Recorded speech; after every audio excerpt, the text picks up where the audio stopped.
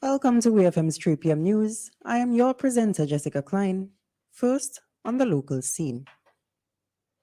The Central Leewood Secondary School Warriors continued their dominant performance in the Inter-Secondary School Football Championships. In a junior division matchup on Friday, they demolished the Alphas of the Bethel High School 9-0. 4 goals came from the boots of Delanzo Dixon, 3 from Eric Richardson, and 1 each from Obama Barber and Jaheim Williams. The Sandy Bay Secondary School also dominated their opponents in the Beckwith Seventh-day Adventists in their game, which resulted in 7-0 win for the boys from over the river. Ozane Bracken had a hat trick, Jonte Peters scored twice, and there was a goal each from Tevin Francis and Josh Bloom. The St. Clair Deacon Secondary came out 3-1 victors in their match against the North Union Secondary School. The goals came from Jaden Horn with 2 and Kian Douglas with 1. North Union's goal was scored by Christian George. St. Vincent and the Grenadines is participating in a UNESCO workshop for creative tourism being held in Santo Domingo from November 7th to 9th, 2022.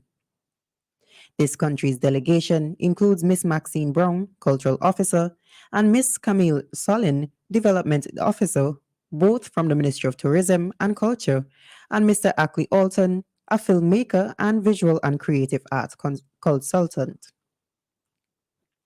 The workshop aims to 1. Foster an enabling environment for the integration of tourism and creative sectors, focusing on film, music, arts and craft, performing arts, museums, gastronomy, media, and design. The workshop also aims to enhance the role of local cultural and creative industries as drivers of sustainable growth by leveraging culture-based creative tourism development opportunities in the Caribbean destinations. And lastly, to strengthen cultural integration in the Caribbean and regional tourism development through increased networking opportunities and exposure to locally produced culture-based creative tourism experiences. This workshop forms part of the implementation of the Transcultural Program, integrating Cuba, the Caribbean, funded by the European Union Culture and Creative Facility. In particular, the program component on sustainable cultural tourism aims at strengthening tourism destination management and capacities with the overall purpose of enhancing opportunities for regional integration and creating opportunities for young cultural professionals through the promotion of sustainable cultural tourism activities. Still on the local scene, the sentencing of murderer Veron Primus, aged 35, has been once again postponed due to his lawyer still receiving medical attention abroad. Primus was convicted on June 14th of the November 2015 murder of real estate agent Charlene Graves, 33, of Kaliakwa. His sentencing was initially set for September 21st after his lawyer Michael Wiley told High Court Judge Brian Cottle that he was traveling overseas for medical attention. However, on September 21st, Wiley was absent as he was still receiving medical attention and the court had not received the sentencing submission from neither the Crown nor defense. On Monday, when the matter was called, Crown Counsel Kalia Tony said the sentencing submissions were filed. Counsel Grant Cornell, who was standing in for Wiley, told the court that Wiley was overseas seeking medical attention and should be back in December. The court also learned that the other defense lawyer, Vinette Frederick, was also unwell. The judge said he was disappointed that the matter could not be concluded on Monday and went on to voice concerns, adding that he will speak more when the case is disposed of. In the region, Barbados' Ministry of Education is moving to transform and modernize the school system and curriculum, according to the country's education minister. During her remarks at the Barbados Community College BCC graduation ceremony on Saturday, Kay McConey said the school system has to respond to the needs of the national development and aligned with local, regional, and international best practices and standards. She said there are 22 action points of the plan, but did not give any details on them. Praising the work of the Board of Management at the campus, McConey said the envisioned school system would embody much of what was done at BCC to enhance the type of education young people in today's era received. The minister also applauded the college for introducing other courses such as digital storytelling and digital marketing, adding that the school is also exploring the possibility of designating sign language interpreters on campus to assist hearing impaired students. During her address, Principal Annette Allain announced that after several years, she was pleased to announce that 64 workers were appointed during the academic year. She also spoke about the upgrades to the school's facilities and some of the work teachers recently published.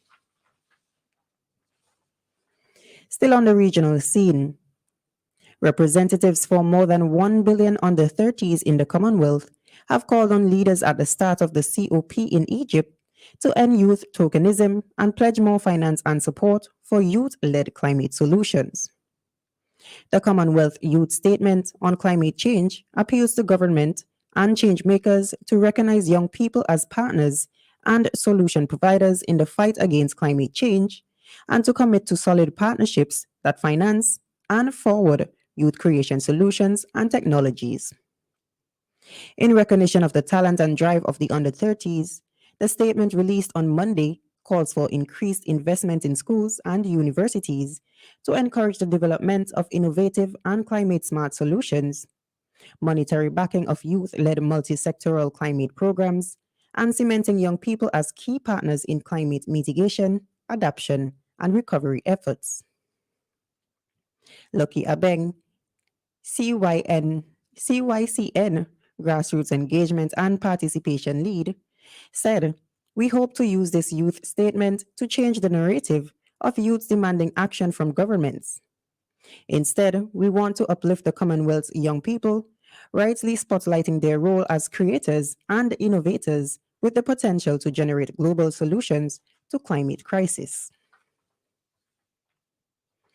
And on the international scene, 7 people have been arrested following a clash between residents and Chinese authorities enforcing COVID-19 quarantine restrictions.